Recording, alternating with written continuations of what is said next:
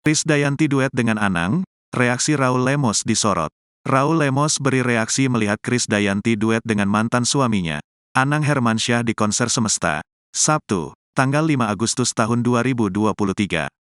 Aksi Krisdayanti berduet dengan Anang Hermansyah membawakan lagu duet mereka berjudul Cinta, yang pernah dirilis tahun 2006 membuat heboh penonton. Alih-alih cemburu, Raul Lemos justru mengapresiasi aksi duet Krisdayanti dan Anang Hermansyah tersebut.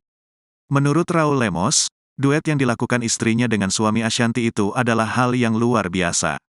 Ya, itu sesuatu yang luar biasa, kata Raul Lemos.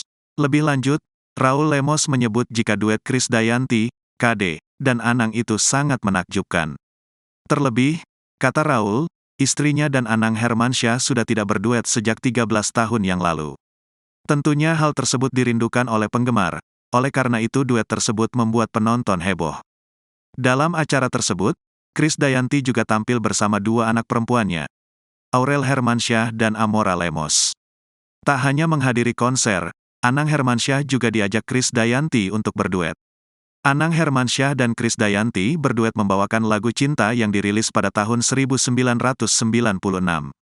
Momen duet Anang dan Krisdayanti itu banyak diunggah oleh akun-akun media sosial.